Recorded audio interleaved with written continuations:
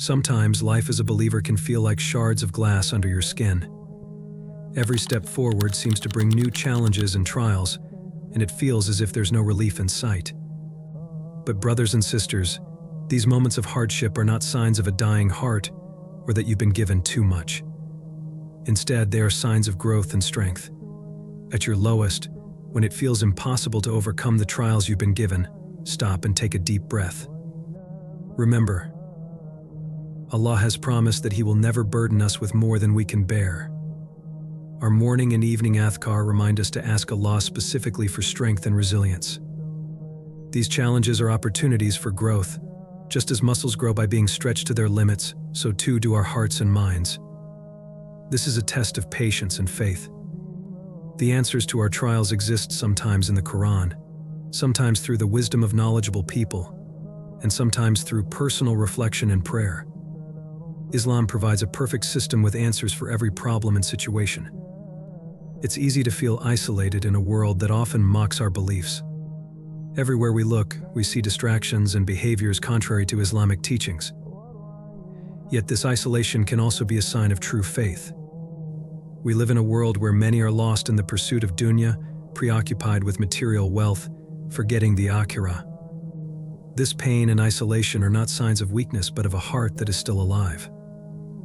Unlike those who are comfortable in this world, true believers find this life challenging because they long for Jannah, their true home. The struggles we face and the pain we feel for those not following the path of Islam are signs that our hearts are still alive. A dead heart feels nothing, while a living heart aches for the Ummah and strives for justice and righteousness. Remember the Prophet Muhammad who saw the lost people of this world and even those who harmed him. He and his companions gave their blood for this deen. Today we see Muslims giving up, allowing non-believers into our holiest places, and not standing up for our oppressed brothers and sisters. Imagine if your own family were in Gaza right now. How would you behave differently? This is the way of the believer. And this is how the Prophet Muhammad lived. Glad tidings to those who have the heart of the Prophet who continue to struggle and fight for Islam, shedding tears yet keeping their hearts alive and attached to the deen. Glad tidings to the strange ones, the Ghuraba, who implement Islam and remind others to do the same.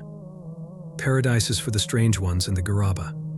Brothers and sisters, remain steadfast on the path and take heart, knowing that this life is short and the afterlife is forever. Stay strong, stay faithful, and remember, every challenge you face is an opportunity for growth and a step closer to Jannah. If this message resonated with you, don't forget to like, share, and subscribe for more content on living a life of faith and purpose.